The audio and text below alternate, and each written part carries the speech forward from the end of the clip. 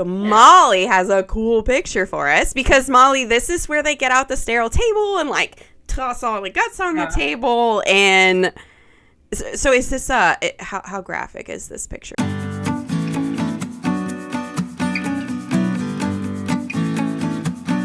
Hey everybody, Kendra the Vet Tech here, and happy 2023.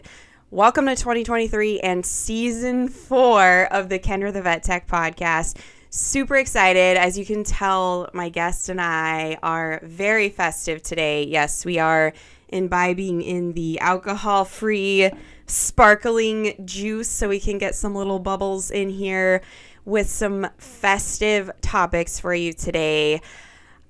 I think we might be a little bit late with this one. I feel like past, present, future is kind of more like Ghosts of Christmas Past, but we're doing it in celebration of the new year. So with me today, my guest, fantastic guest, so excited to chat with you today, Molly. Molly is an RVT with a VTS in EVN, so Equine Veterinary Nursing, Veterinary Technician Specialist. Welcome, Molly. Thank you so much for joining me today. Hi, it's good to see you. I've never done a podcast like this before. I know, but we're going to have a great time. We are just going to chat. Today we are going to sort of keep along the same track, Kendra the Vet Tech podcast theme of talking a little bit about Molly's career, where she's been, how you can follow in her footsteps. But our main focus for today that I already alluded to is we are going to talk about past, present, and future. So today Molly and I are going to hash it out like two large animal RVTs, things that have happened in our past, what we've got going on today, and then look forward into the future for both of us. So I'm super excited, Molly. Let's get started. Sounds good. And I'm excited to be here. Thank you for having me. It's quite the privilege. Yes. So what I want to talk about first, Molly, and this will kind of segue right into our first topic here of our past as RVTs, is I love for guest technicians to tell us about their path to and through veterinary medicine. This has come to be my favorite part, the summary that you guys give me. So share with us.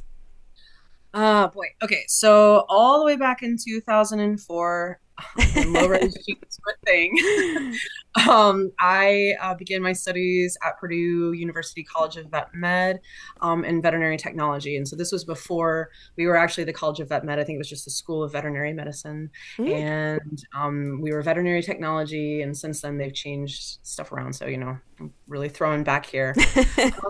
I went through school and graduated with my associates in 2006 and my bachelor's in 2007, and kind of in the theme of the reflections of where we've been, the ghosts of New Year's past.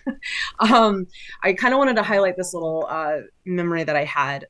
So I was getting ready to set off for my internship in Virginia in the summer of 2007.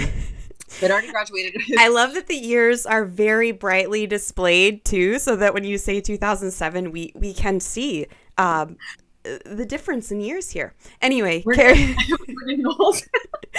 on. Oh gosh. Where was I? Oh yeah, so I was ready to head off to my internship, and I had just gotten through my large animal operating room rotation, and one of the surgery residents tracked me down and asked if I would please consider taking on a part-time role as a treatment technician while I was a student, and to talk to the nursing supervisor, Patrick Navarre. I had a really good student-teacher relationship with Pat. And so it wasn't too hard of a difficulty, but I was like really chuffed about it. It was this like little tiny technician just, like bumbling around in rotation. But the Dr. Lorinda Oliver tracked me down. She was super posh and everything with her New Zealand accent, and everybody loved her. Really personable and stuff. I'm like, oh my God, me? Yeah. So I got back from my internship and applied for this part-time position. I got on the team and just kind of started in that year.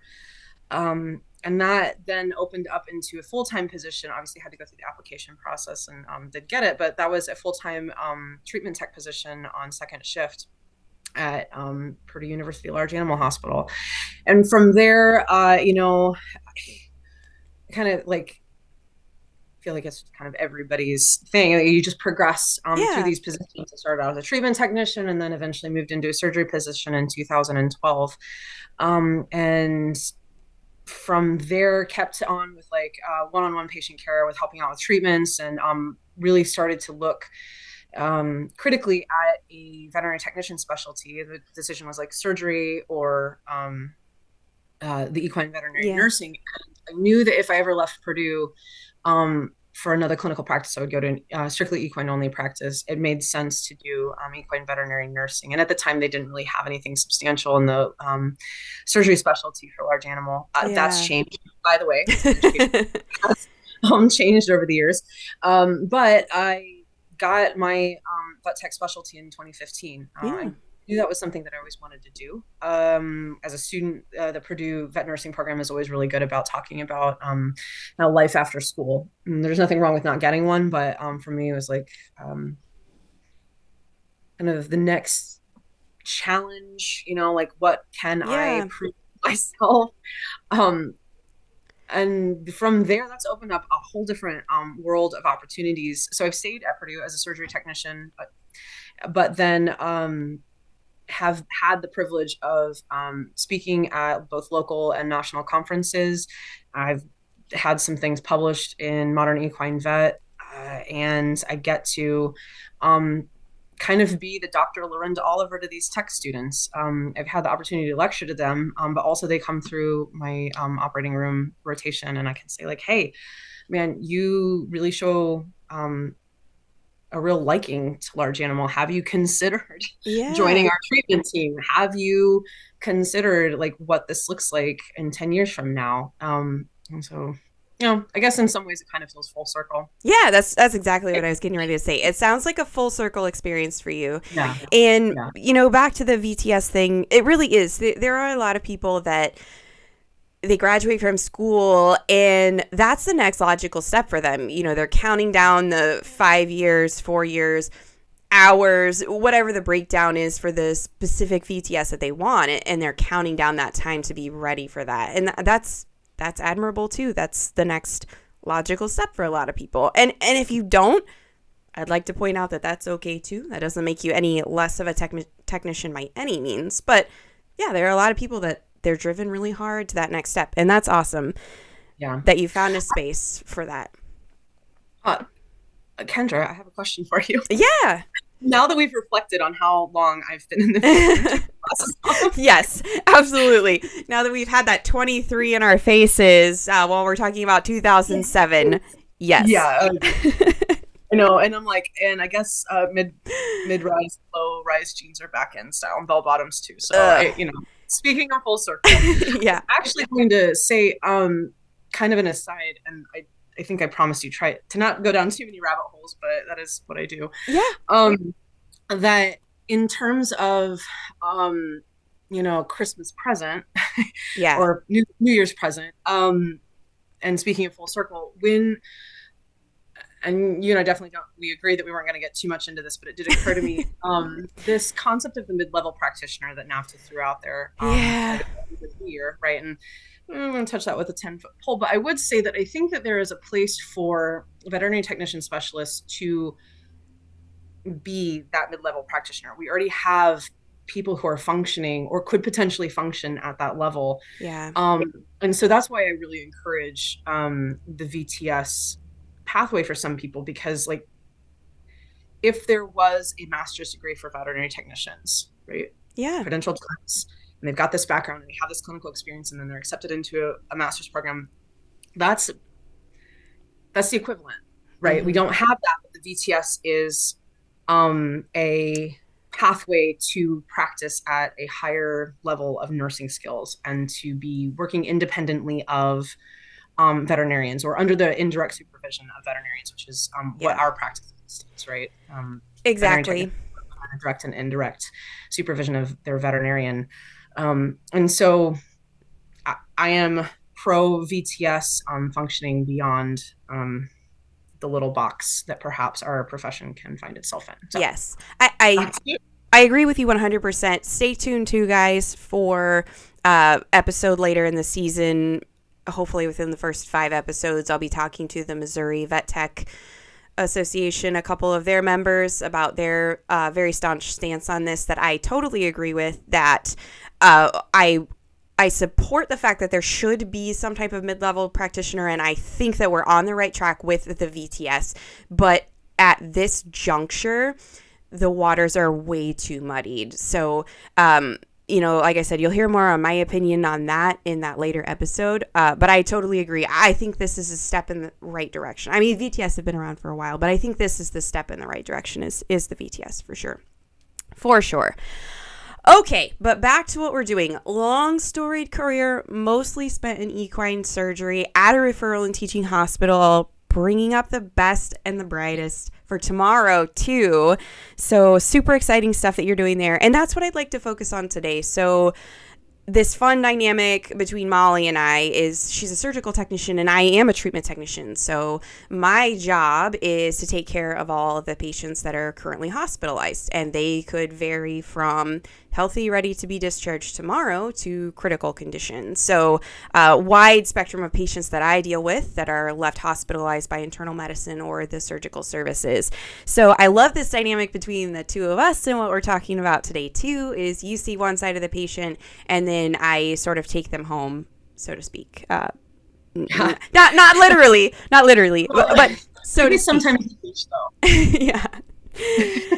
So moving more, kind of in our past, we also chatted a little bit, Molly, about sort of some case reflection. So things that maybe you would have known in the past that you kind of look back and are maybe a little bit cringy about. For me, I can't think of anything specifically that I'm like, oh man, I really messed that up. Really wish I would have known this, and this. I feel like I've really been taken care of as a technician. I had an excellent foundation from Maple Woods Veterinary Technology that just really propelled me into that entry-level role, taken really good care of by veterinarians that I've been working for. So I don't feel like, I think the biggest one for me that always comes back to my mind is sometimes I forget to trust my little spidey sense. Like, you know what I'm talking about. We get this little spidey sense in the back of our mind. You're like, no, we probably shouldn't do that right now. Or, and I have those moments, and I've had the moments where I'm like, nah, we're already into this. We're doing it. We're not changing course. And then whatever my spidey sense said was going to happen happened.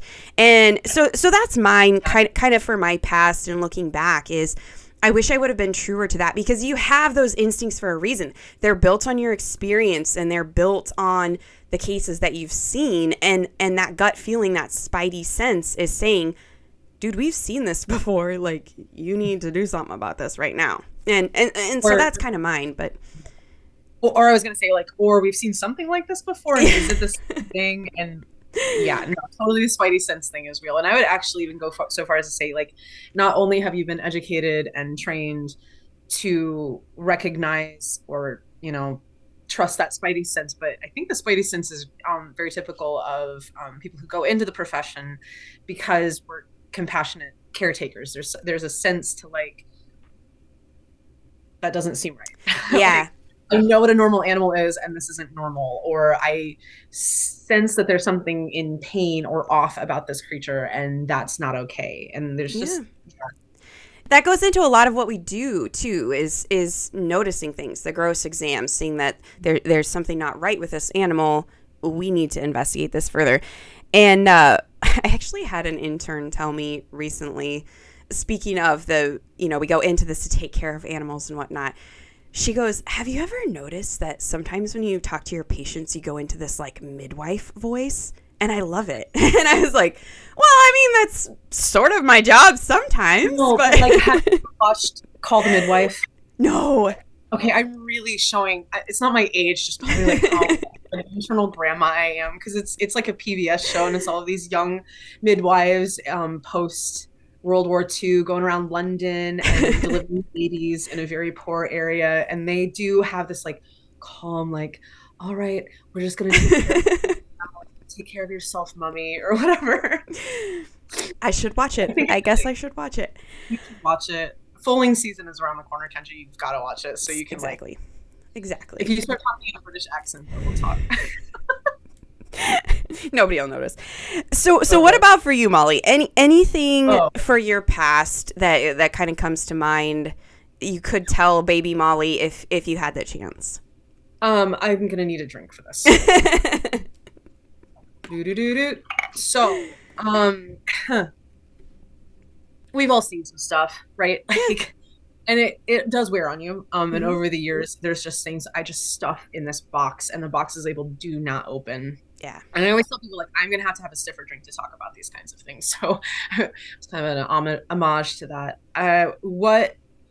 Without going into like explicit details or having to open the box and then wind up in tears on your podcast, what I was thinking was, especially when you're such a young technician, it is so easy to second guess yourself. I think you kind of mentioned that, right? Where you don't want to be a bother. You don't want to be a pain. You don't want to look stupid. You don't want to be perceived as incompetent or to not be trusted in the future. And so you just kind of like pipe down a little bit. And I'll be completely honest, I still struggle with that sometimes because I do work with brilliant surgeons, and that's a very intimidating environment to be in. And so sometimes I'm just like, I think I just need to shut my mouth on this one because I don't know. Yeah. But we do know what is and is not correct. And one of the things I really wish that I would have trusted myself more was to speak up more. Yeah. Because in the position, and you are in that position now, you're working independently. Like no one else is in the building. Maybe there's some student workers, maybe there are students around, but you're in charge. Yeah. And when, man, you're a year out of school, that's a lot of responsibility. Yeah. And there were instances where, and I was told straight out of the gate from my interview, even as a part-time worker, that you are responsible for the patients. You are advocating for these patients.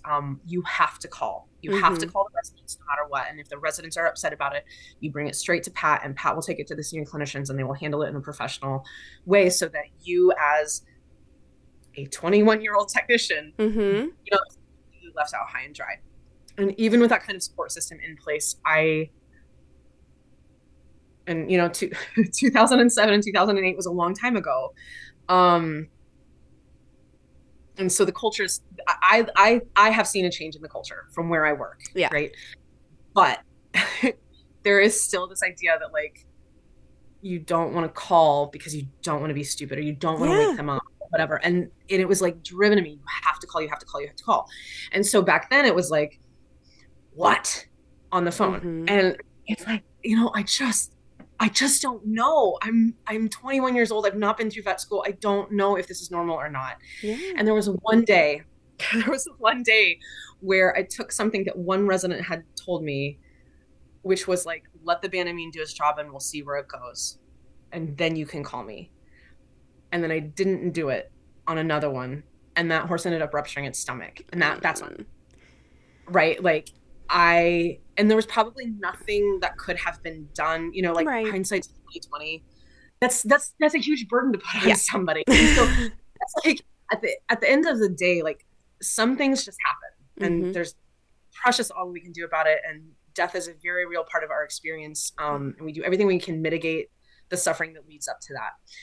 But on the other hand, like, oh my God, even if you're the most annoying person in the world, call about your patients, especially when you're working by yourself, or wake the intern up in the on-call room, or be obnoxious about it. Find a way to communicate with your team about your concerns. I remember the first time that you joined us at Purdue, we had a horse with a fracture, and it was very painful on the transfixation cast. And the cast had been on for quite some time. And you came up to me and you're like, man, I am really concerned about XYZ. And we walked out to the ward together, and I said, yeah, I agree. I don't think that you're wrong at all. In fact, what are you going to do about it? And then what did you do about it? Yeah, exactly. Yeah. We talked to senior clinicians. I got my patient taken care of. And I think kind of the big picture thing with that experience too is knowing that I had come into this with, God, oh my gosh, like 6.5 years of general practice experience coming into a referral clinic. And I was still like, okay, guys, I don't want to be the dumb one, but I'm pretty sure my patient is painful. Like, yeah, of course I know my patient is painful. I've been doing this long enough, right? But there's still, I'm the new guy. So am I smart enough to know this? Yeah, you're smart enough to know this. So yeah, trust your instincts, trust your training, trust your experience.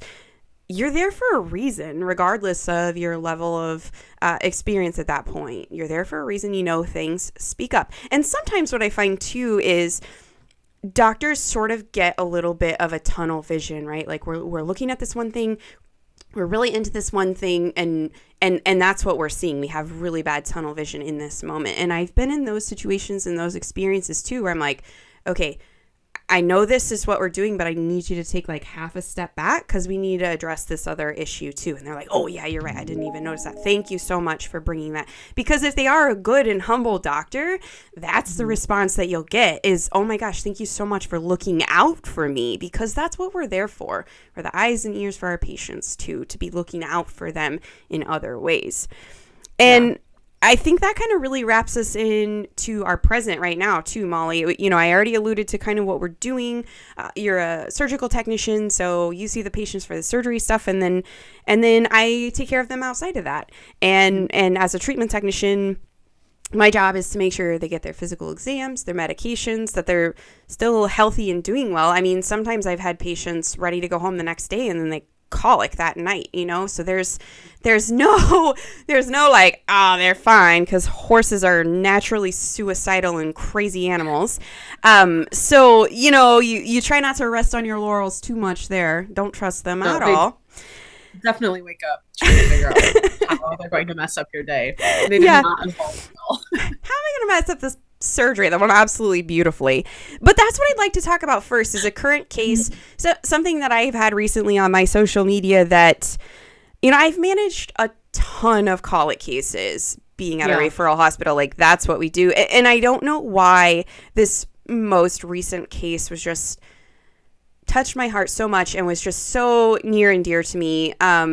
So I'd love to talk about that case a little bit. We'll get a little bit of a surgical perspective on it from you, and then also my perspective as a treatment technician and caring for this animal in the wee hours of the night when I'm there by myself, you know, or myself and just one other technician. There's no resident or veterinarian in the building.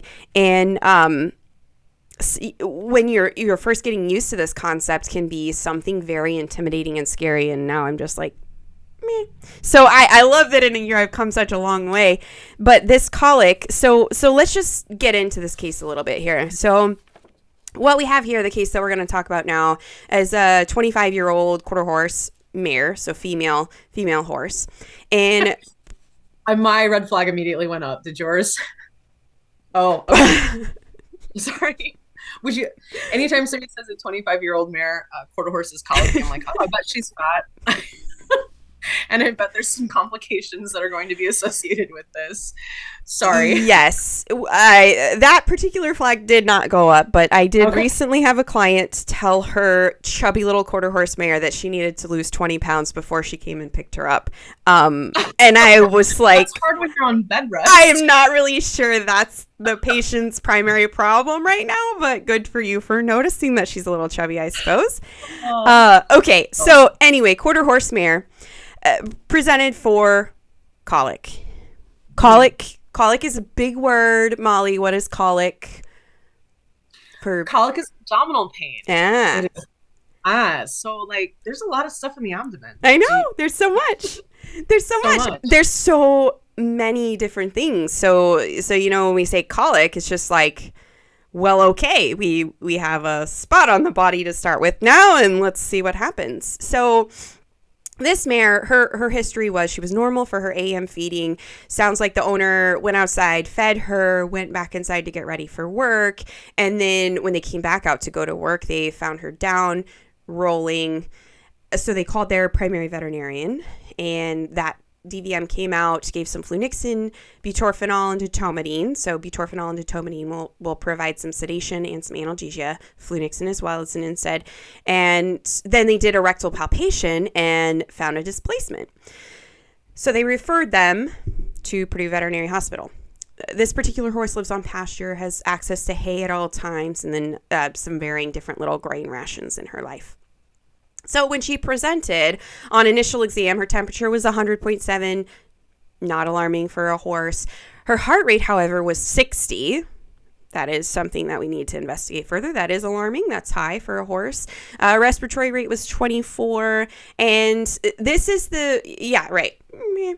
But this, so when I was going back over the full admit on this horse, this is the big, like, hello. On presentation, she was painful and sedate. So this is right. In that referring TVM gave some sedation. But the big thing is not that she's sedate. The big thing is she's painful and sedate, which we see with that high heart rate. But them noticing that she's grossly, when you look at her, painful, but she's also sedate. So this horse, yes. Did she have abrasions around the bony prominences of her eyes and her ears? With this particular mare, I don't remember, but that is a classic thing that we do see with these colics, is you will see facial trauma of varying degrees. I've seen it so far as left-sided facial paralysis, because they've just been banging their head so much trying to roll in pain. And then, a lot of times, we had one a while back that the eye was fully closed. It was so swollen. Yeah. So we do see that a lot. Yeah, you're right. That's another great thing to keep an eye out for on your initial exams is facial trauma. This is something that we commonly see with these very painful colics that come in. So this little mare was... I'm sorry. No, yeah. You like to call them what? Surgical indicators. Oh, yeah. Because it's like, you're not wrong. That they're traumatizing themselves. Mm-hmm. Something is not right. This is true. This is true. So the kind of intake diagnostics that they did right away before they moved on ran a PCV total protein, 36%, 6 grams per deciliter.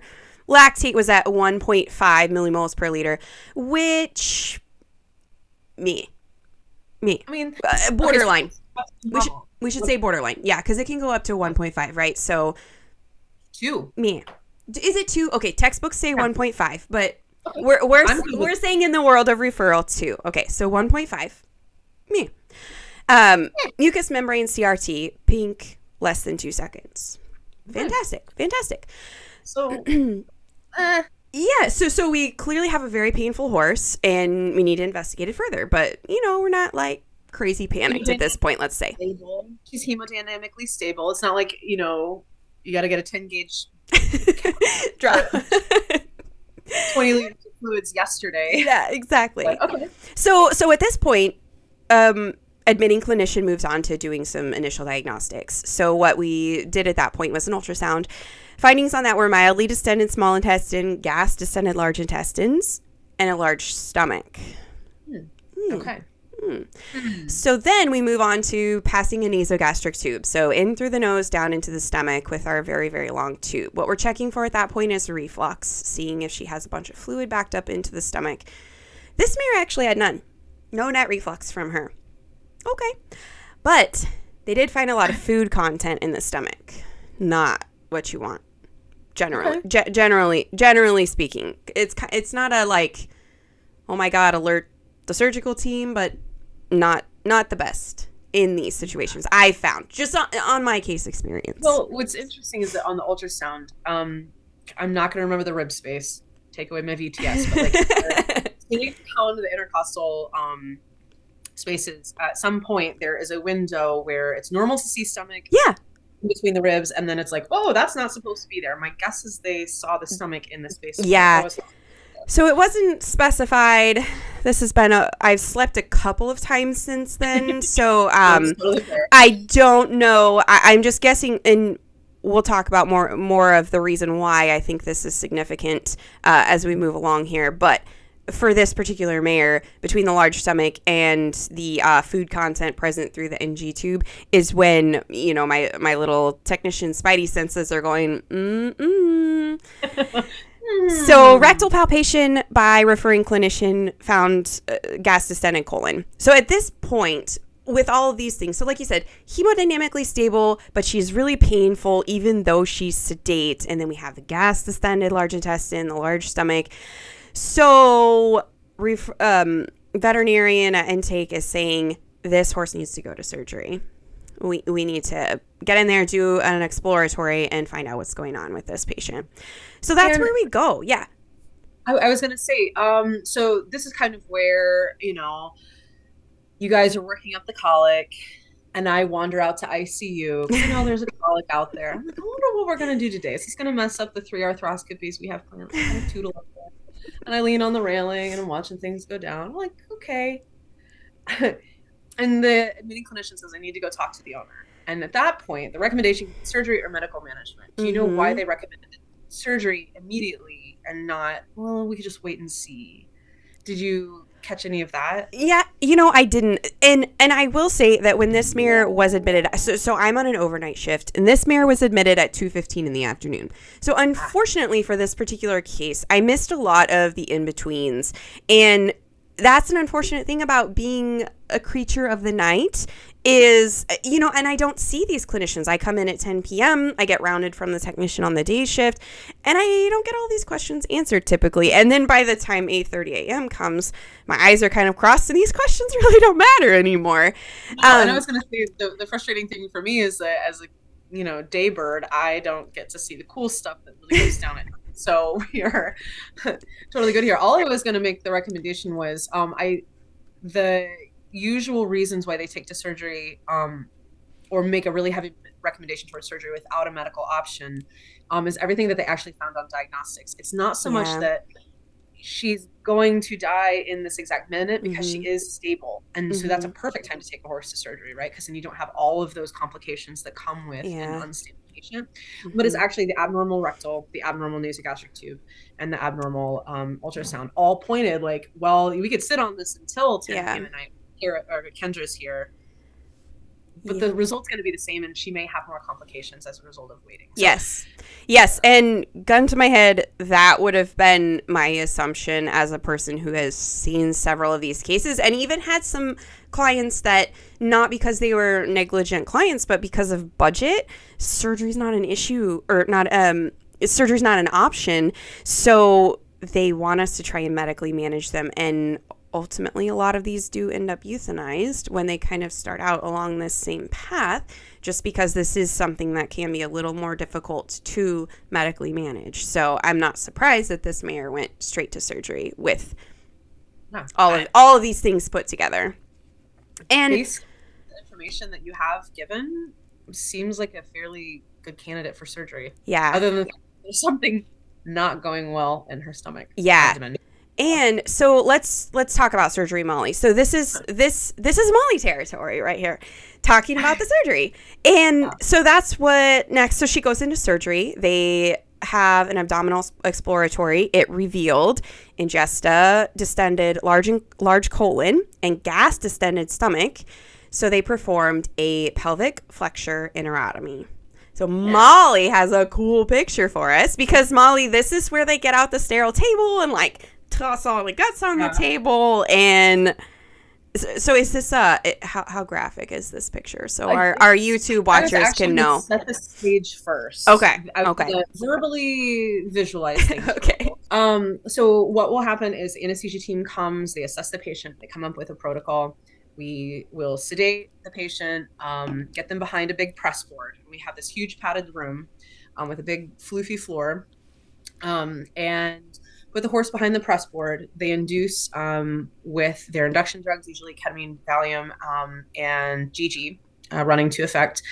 And then the horse drops with somebody holding the head. It's all very orchestrated circus production because you can't just like hold the patient while somebody else induces off the catheter. Yeah. Like we have people behind the press board pushing the press board. And the idea is the horse sits down, rear end first, and the head goes up, and then they collapse in a nice controlled position. And like 99% of the time it's good. Sometimes they just drop like a rock. Yeah. Colics that are up and down tend to be a lot more troublesome, but this particular patient was fine. So then we will place hobbles and actually turn them upside down. So we lift them by their feet, and then take the monorail, roll it over to the table, and then put them down. hoist. We Hoist. hoist them up. So this is not sheer manpower. You made it sound like you guys are just like grabbing. No, I mean I'm not that tough. I am not that tough. So yeah, a mechanized thing. We'll then move them over to the table. We position them from there, clip, rough prep, or do our preliminary surgical prep, and then we roll into the surgery room. Surgeons are scrubbing. Somebody's getting the table set up. The technician is doing the sterile prep. Surgeons come in, get everything draped and ready, just like any other normal surgery, and then perform a ventral midline incision. Generally speaking, what we are supposed to see on a normal abdomen is the cecum and then the large colon and all the small intestines kind of under it. And so the cecum just like pops up. Like, hello. Cecum. But in the case of a horse with a large colon displacement, that often is not going to occur because the cecum tends to get kind of tangled up. Just as a review, we're going to back to anatomy. The large colon is 12 feet or so in length. It's in a double horseshoe, so it kind of curves around the abdomen, and the farthest corner from the mesenteric attachment by the cecum is called the pelvic flexure. So you have the left dorsal and ventral colons kind of coming together, and they're contained or kept together by the mesentery. Yeah, sorry. I guess apparently I can't remember my terms. But it's not actually attached to the abdomen, and so I call it free to roam. It should not roam, but sometimes it's free to roam, and it will move around the abdomen when the barometric pressure is funny, or when they eat something funny, or when they have too much food or not enough water, or the moon is just right in the sky, and sometimes Mercury is in retrograde, and all kinds of havoc can happen when that occurs. Or just for no reason at all, because the horse felt like dying today. Evolution was not kind on horses. No. So, and also, it's not just evolution too. Also, like human husbandry. Yeah. And a whole nother. Do you want to go down that rabbit hole, or we'll be here for 3 more hours? Exactly. Anyway. So, abdomen is opened. And then what did you say that they found on surgery? So this particular horse ingested distended large colon and gas distended stomach, and they ultimately ended up doing a pelvic flexure enterotomy. Okay. And it didn't say in the medical record what kind of displacement it was. Is that correct? Yeah, I didn't. Yeah, it says in the official diagnosis provided by surgery was a pelvic flexure impaction and displacement. Interesting. Okay. Yeah. So there's 2 different like medical terms for where the colon is found in the abdomen that considers it displaced. There's left dorsal displacement. Sometimes we know it as a pelvic flexure. Nephrosplenic entrapment, and that's when the left colon floats up and then settles between the kidney and the spleen on the nephrosplenic ligament, and it becomes entrapped there. And there is a way to medically manage that. Yeah, we have. I've had one recently. Kind of nice, really handy. Other times, that colon will actually curve around forward and then over to the right side of the abdomen, and that's called a right dorsal displacement because it displaces dorsally. And actually, that will start to rotate the mesenteric root of the colon and start to impinge on blood flow, both venous and arterial. So that ends up being definitely a surgical emergency.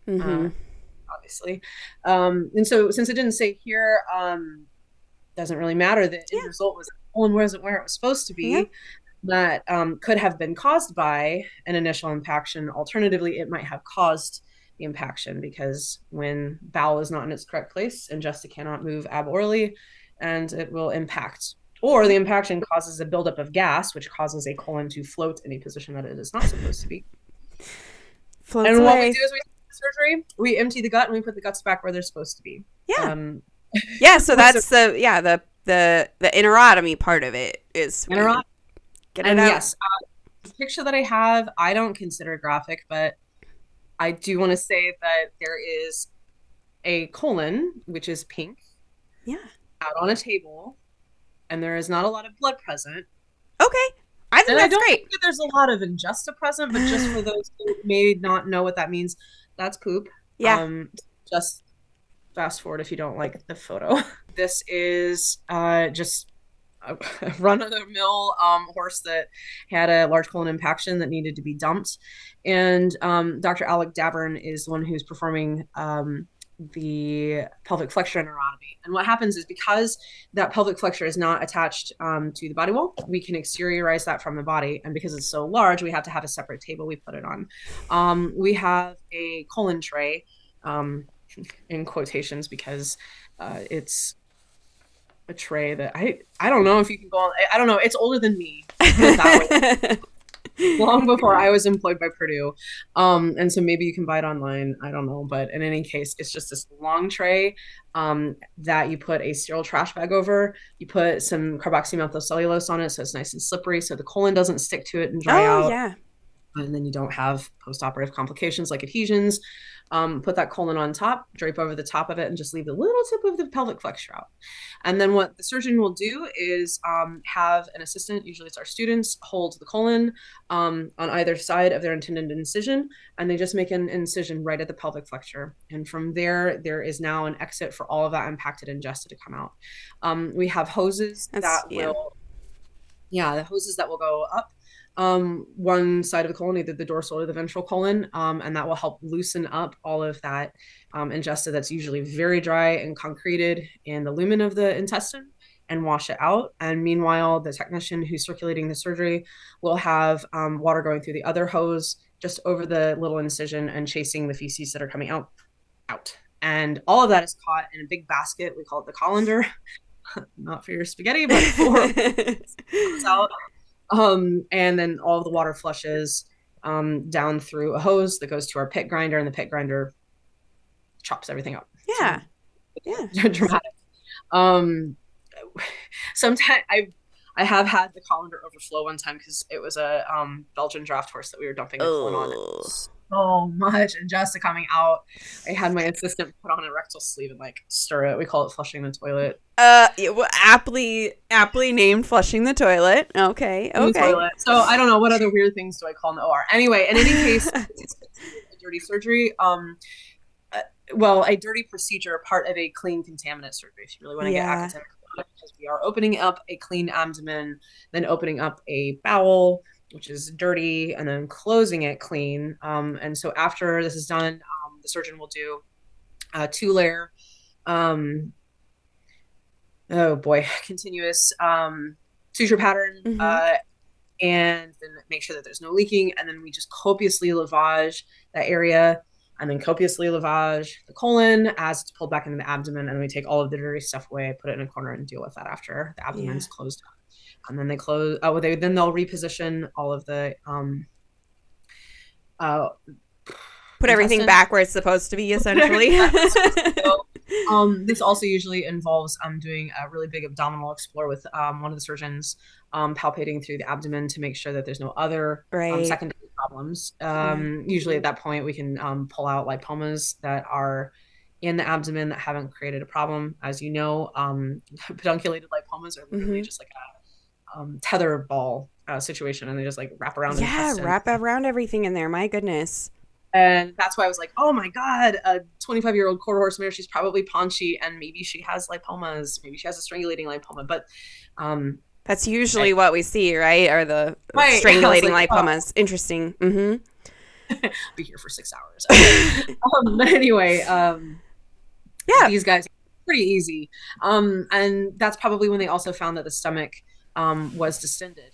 Now, in dogs, hey, you could answer this question for me. How often do dog stomachs get emptied out under general anesthesia? Oh, I cannot answer that question for you. It has been a very long time since I've done small animal stuff. Yeah. Oof. Sure. We are not the right people to talk about this or compare this, but anyway, we don't do that.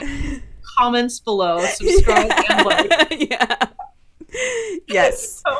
So in any case, we cannot sterilize the stomach, and it is not generally a practice where the surgeons will attempt to remove anything from the stomach. Although in one case, it was discussed that there is a new or maybe not as popular surgical procedure where the stomach can be emptied via some procedure, but I've never seen it before, so maybe Yeah. this is the we'll see.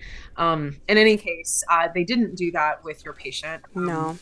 Extended probably means that she just needed to get the gas going back through her small intestine or to have it burped out through the nasogastric tube. Yeah. So, and that's the point where we're at right now is so she went to surgery. Surgery was recommended. The owners did have that option financially to be able to provide that for her. So surgery resolved the pelvic flexure. Oh my goodness.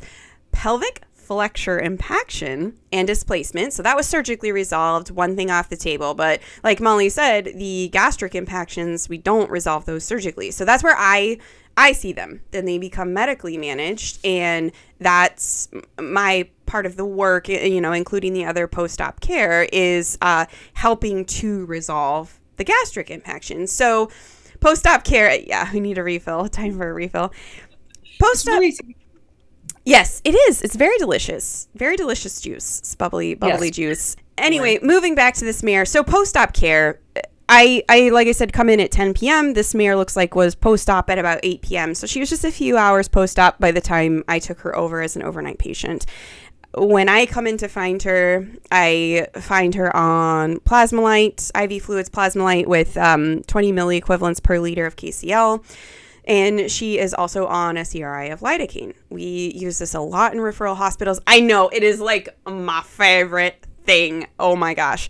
So it's not something that I experienced in general practice, but coming to a referral hospital, I love it. I just cannot speak highly enough for a lidocaine CRI for pain management for equine patients. So what happens with these guys is when they go on a lidocaine bolus, and this we do straight 2% lidocaine. We usually run it through a pump, so it's very well controlled, and we don't run into issues of boluses where we then have ataxia and patients falling down. So they'll get a bolus and do that loading dose. Hers was 29 mils loading dose over 15 minutes. So then we do the CRA afterwards. And so this particular patient, she was at 67 mils an hour of lidocaine running through with her P-Lite, her Plasmolite. So that was kind of her maintenance, what we were doing for her. And then other things outside of that were post-op. We were also repeating that PCV total protein and lactate. She received physical exams overnight. So she had one immediately post-op at 8 p.m. And then I was responsible for making sure another one got done at midnight. Then typically they're on antibiotics, IV antibiotics. So potassium penicillin we affectionately refer to as K-Pen every 6 hours, and gentamicin once daily or every 24 hours. And then flunixin, meglumine at, they had it down as BID, so every 12 hours loosely at about 10 mils IV. Was this patient's care. And then also included in that, because of the gastric impaction, we needed to lavage the stomach. So the NG tube was left in post-op, and then every 4 hours, I'm responsible for making sure that we're lavaging the stomach. And what that amounts to is I'm pumping water into the stomach at a controlled rate. It depends on the patient, but I'll do anywhere from 1 to 2 liters pump in at a time, and then I pull it all back out. If I'm lucky enough to develop a siphon, which doesn't always happen, then it'll just kind of lavage in the stomach, and then I'll get the fluid back out with some feed material in it. Sometimes if the feed material is thicker, I'm not able to build a siphon, and then I have to suck on the tube. You're a tube sucker too.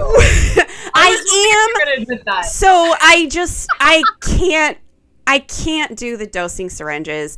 And, not on this patient, but on another patient recently, my habit of tube sucking really bit me in the butt because she had a lot of gas pockets in there. And so I was sucking on the tube. I was starting to get some stuff back. And then I hit a gas pocket and it just goes right into my mouth, totally uncontrolled. Fortunately, there was no feed content in that particular bout of fluid that came back out. Thank God. Or squid worms, because yes, we did have one recently where everyone was crying and or dry heaving because there were parasites in the stomach. So do I recommend this? No. Will I admit to my flaws as a technician? You better believe it.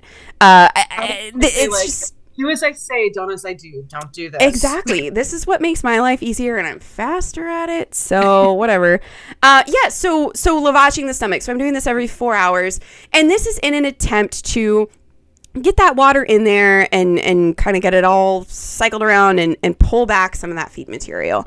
So doing this for her every 4 hours overnight on the first night, and then what they found is going into day 2, they did endoscopy on her and found that this was a rather large matting of feed that was stuck in her stomach. And we want to be able to break that up a little bit to get it to push through to get the gastrointestinal tract to do its job, right? So it'll get digested in the intestines like it's supposed to. So we got to get that out of there. Well, one way that we can do that is Coke. So diet, caffeine-free Coke. So diet because we don't want to push a bunch of sugar in there, and then caffeine-free because, well, we don't want to give a horse 2 liters of caffeinated cola. And what we'll do with that is we'll dump it into a bucket. I usually do like an hour or so before, so I has plenty of time to get all the bubbles out. There'll still be some bubbles in the acid that's working on that gastric impaction. So that's what we're looking at night 2 with this mare is I was lavaging the stomach and then leaving Coca-Cola in there. A lot of her other treatments were pretty well the same. And then 48 hours post-op with this mare, she somehow, I don't find that patients that are on a lidocaine CRI responsibly, if it's being used responsibly, the pump and whatnot, I don't find that they have reactions to the lidocaine or get boluses and things typically. But 48 hours post-op, this mare went down. She was ataxic, went down. So they turned the lidocaine off and she was immediately better. So that's somehow this mare got a bolus of lidocaine. So around exactly 48 hours post-op, about 7:45 p.m. on night 2, they turned off this mare's lidocaine. And she was fine until I got to her at midnight. So I'm there midnight performing. I walk up to her stall and I'm immediately like, right, we talked about the little guy, something's not right with this mare. The only thing that I could find in the moment was that her respiratory rate, she wasn't tachypnic. I wouldn't use that word. It was just a little elevated from where I had seen on her chart where it was for the day. Was it like slightly like she's like, oh, it hurts. Yeah. Like nostril flare. Exactly. Yeah, so it wasn't the rate. It was the behavior associated with the rate. Yeah. So, and again, I was managing 2 other colics on that ward that night. Sometimes, and they were further progressed than she was. They were different types of colic, further progressed into refeeding. Sometimes I find we get a little grumpy and excited if our neighbors are eating and we're not eating because this mare was still being held off of feed because of her impaction.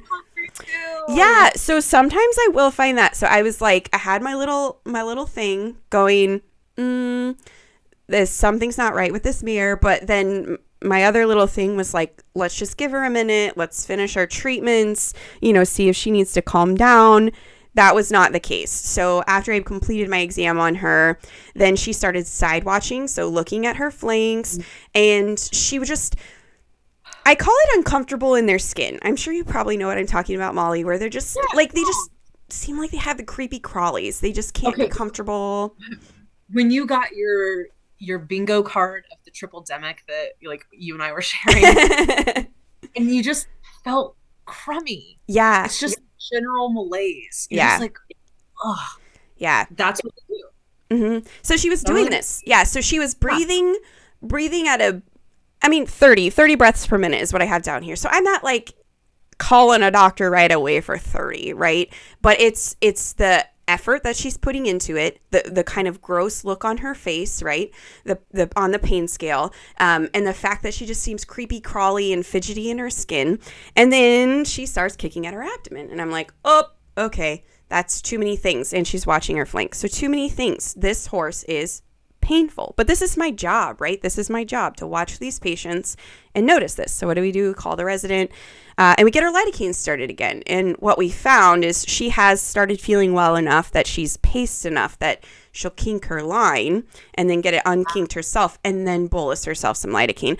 So it just required a little more on my part of monitoring a little more closely overnight, making sure we're not getting our fluid line tangled and kinked and getting these inadvertent, you know, because it's like the eternal struggle of the fluid lines. Again, well, and again, despite our best efforts, like, I don't want to give you a lidocaine bolus and have you fall down, but you're a horse, and this is what you do, is you find every way to make my job as hard as possible because you just want to kill yourself, and I don't know what to do about it.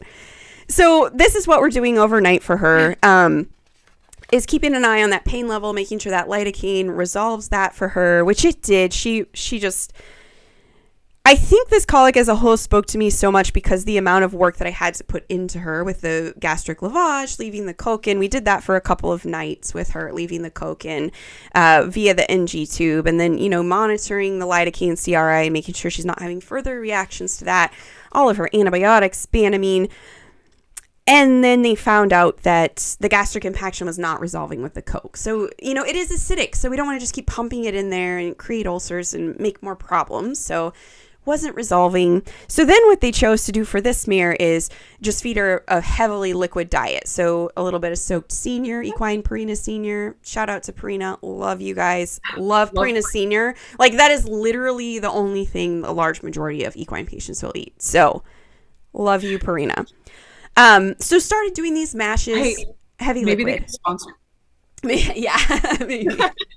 If you're listening, Purina, please sponsor me. So yeah, heavy on the liquids, again, to help break up the feed mat that way. And because the other Purina product we use is Well Gel, calorie dense, gets all their calories in there that they need to keep them going systemically. Without starch and without the bulk, which is super handy. Yes. Love the Well Gel too. Your older metabolic horses. So. Yes, super fantastic product. So doing that, feeding a heavier liquid diet to try and push this mat through. And ultimately, you know, she stayed in hospital a little while longer. These colics tend to, you know, best case scenario, stay like 7 days.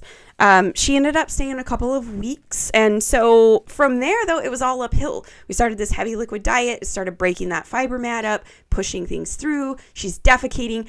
I also, Molly, I'm super weird. I can't speak highly enough for the first poop on a colic. Like, I get super excited every time.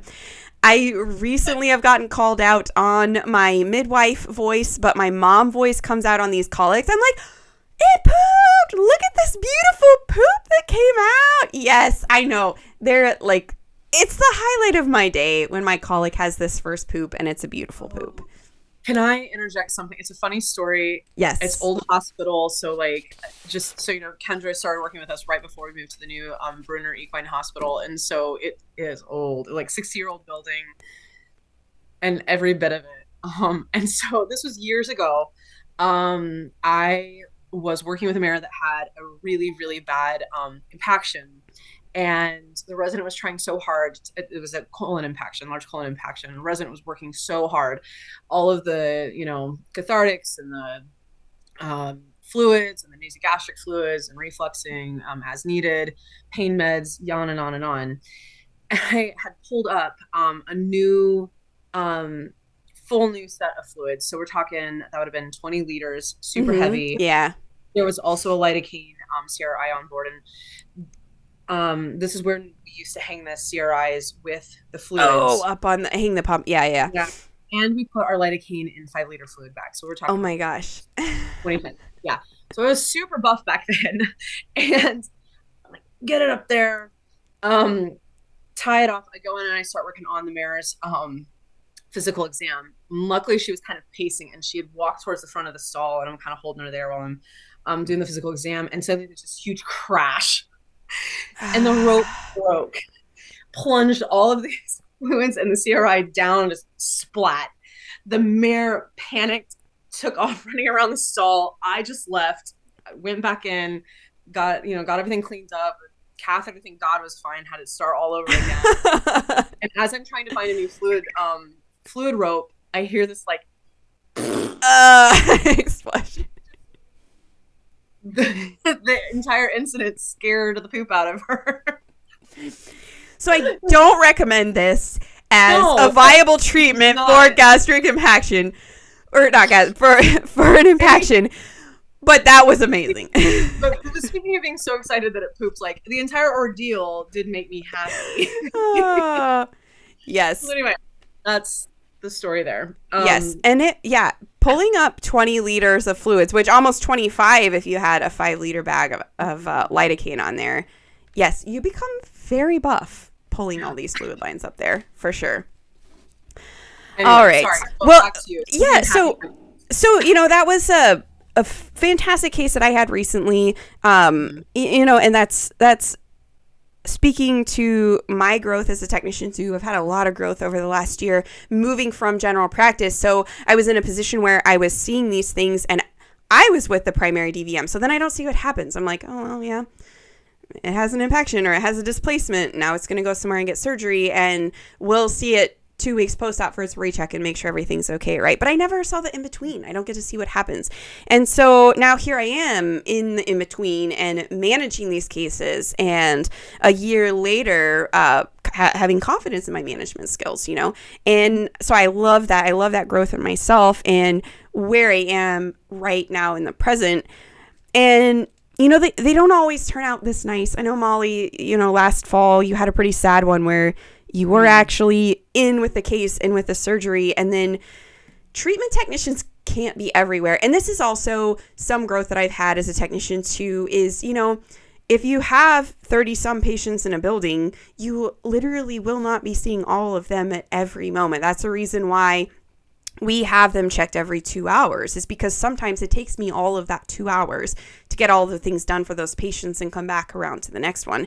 And so, Molly, you had a pretty sad incident where one of your post-op colleagues, you were actually the one that found it because the treatment technician had already made their rounds and the patient was fine. And sometimes these things happen. Yeah.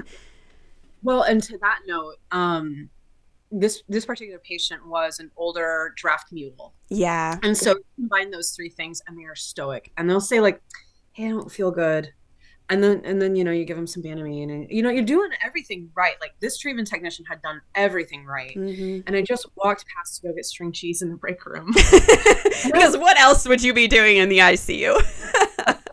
I had to move the string cheese. Dr. Hannes kept stealing it. So now we're not telling him where it's at. Anyway, so I was just going to go get my daily string cheese. And I just walked past that store. I was like, whoa, buddy. Yeah. Whoa. And he had ruptured his stomach.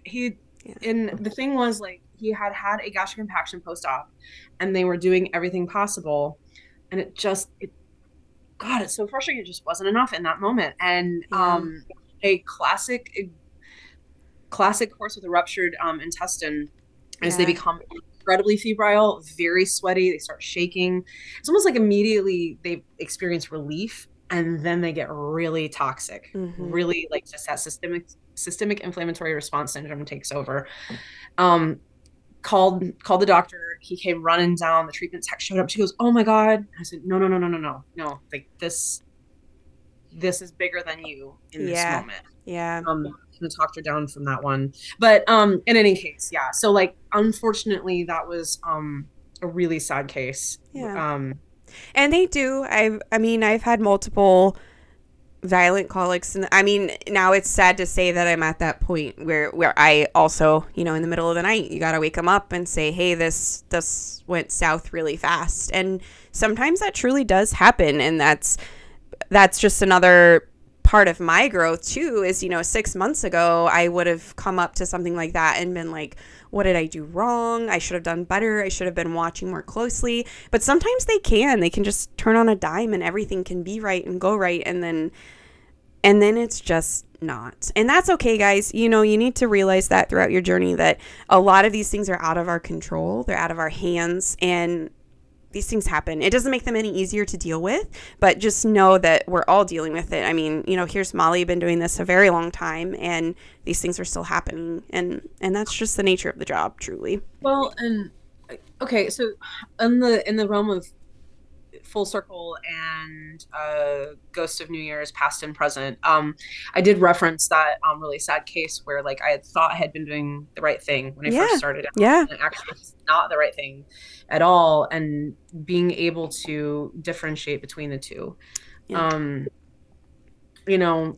That's true. That's a very good point. Yeah. Knowing and understanding that if you did mess up, you can do better next time. Oh my God. Like I would be a liar if I said that I never made mistakes. Oh yeah. Growing up or even now, like I make mistakes now and it's fine. I admit it. And the thing is, like, I learn from it every single time. And that's the key. I mean, that's the key is taking Boy. away from that experience and doing better next time. I mean, there's nothing you can do in the moment for what happened.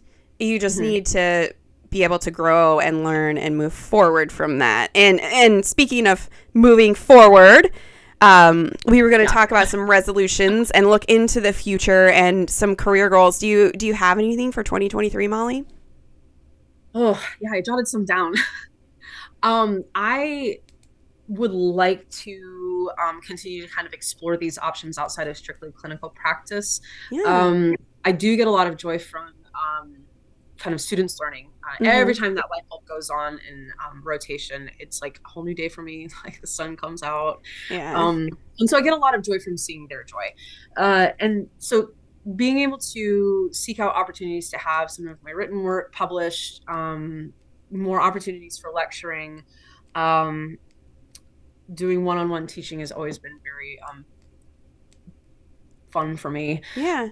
Maybe that's weird, but I don't think it's weird. I am really excited this year. Hopefully, the second edition of the pain management for veterinary technicians and nurses is being published, and I'm working with the team on editing the second,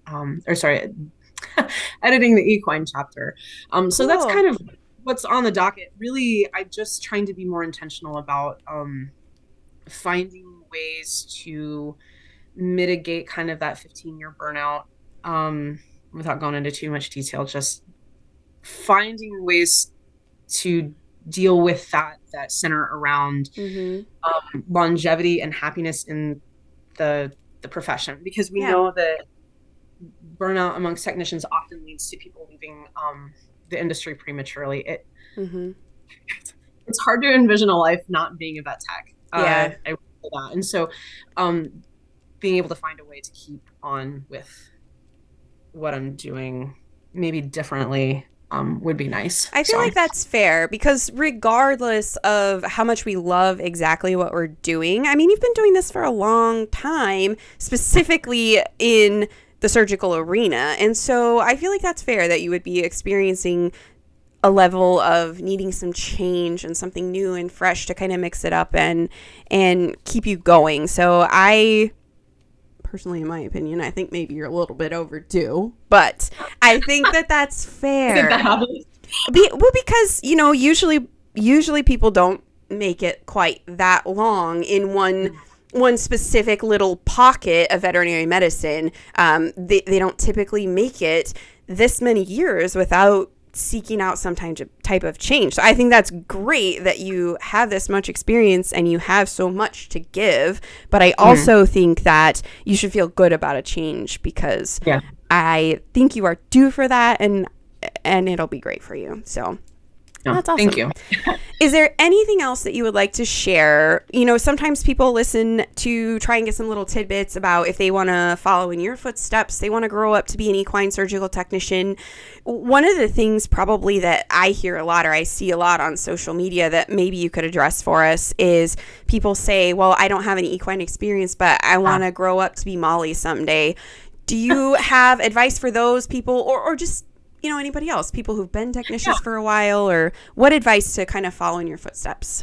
Well, I think two things to kind of remember about me. I didn't grow up with horses. I didn't. Okay. I was a horse girl, but I didn't have horses. Like, there's a lot of technicians or assistants that come into the profession because they had horses as kids, and so I was lucky because my parents finally gave in to my begging and pleading, and they were able to provide horseback riding lessons for me when I was a teenager, and so that helped. But you're never too, like, you didn't have to start there. You can start anywhere. Life is linear, but you don't have to start it here. You don't have to have horses when you were a baby. You didn't have to have riding lessons when you were a teenager. You can start riding lessons when you're 20 or when you're in college. You do need to make it a priority to get some level of understanding of how horses behave, how horses present, because you get that with your dogs and your cats, and many people have dogs and cats, and so that's where people love animals, because of the household pets that they had, or whatever they went to zoos as children, or whatever the case is, Mm-hmm. wherever the background is at. But like, there is this, and it's an unfortunate gatekeeping experience, something that probably needs to change on a certain level, Mm-hmm. on kind of like this national perception that if you don't have horse experience, you can't be a technician. Yeah. You can find the experience. You can volunteer at a horse rescue. You could look into horseback riding lessons. You can volunteer to muck stalls. I mean, through college, to be able to have horse experience, I was grooming and mucking stalls just to be around horses, right? Yeah. Um, and again, I was very privileged that Purdue had an in-person rotation with a large animal hospital, and so that helped a lot too, because then I could get my foot in the door.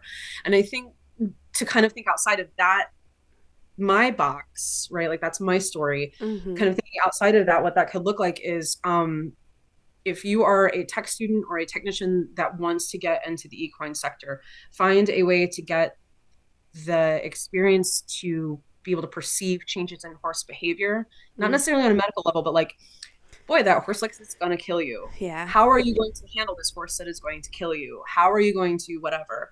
Find a way to get your hands dirty.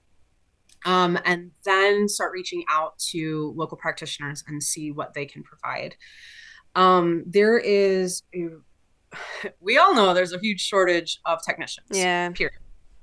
Doesn't matter where you're at, but in the equine realm, it's so prevalent because the pay is not great. The work is very backbreaking, I guess, in some ways, Mm-hmm. and so there is a turnover and there is a need. Find a way to get your foot in the door. Find your Lorinda Oliver for you, or become your own Lorinda Oliver for yourself. Like, there's Yeah. nothing wrong with advocating for yourself. Find a way to market what you can provide for the practice. Oftentimes, and as you know, money talks. If you can find an identifiable way to bring money to the practice, you will be indispensable. And that's where technicians can really increase their utilization as well. Yeah, those tech appointments, right? So we've talked about tech appointment. I mean, that's one way that I know of that I have utilized in my past as a technician is practice I was working at had K lasers. We had lots of horses that were on K laser packages. I could knock those out by myself in the morning. Legend injections, Adequan injections, right? There's lots of little things that horses may stop in for that a DVM doesn't necessarily need to do. Even booster vaccines in some scopes of practice in some states, if that adult equine has already been seen by the DVM, has the relationship established, if for some reason they need a booster vaccine, when they come back in certain states, it is legal for the technician to take that in as a tech appointment and give the booster vaccines to that equine. That's money. That's money. Like it's money that the vet doesn't have to spend on that case. Like, they can do other things. More vet things. They can work up a colic. The big thing that I try to provide for the practice without taking stuff away from our students is working with the assistants and the tech students on knocking out post-op bandage changes. And what I'll do is like take a picture of the incision and send it into the medical record so that the vet can review it. If there's a concern that I have as their technician, I bring them over, but then they're there for like 30 seconds and then I just take the bandage off, put the bandage back on. Yeah. Seems so simple. It seems so simple, but it's so helpful for them. Yeah, exactly. Yeah. All right. Two quick things real fast. Yes, absolutely. In addition to that, because networking is everything. If you're interested in exploring this equine sector or even the large animal sector, tap into the American Association for Equine Veterinary Technicians and Assistants. It is a massive national association that works on connecting technicians with other technicians, with other practices, with education. And they are there for the horse and for the support staff that keeps the veterinary practices open.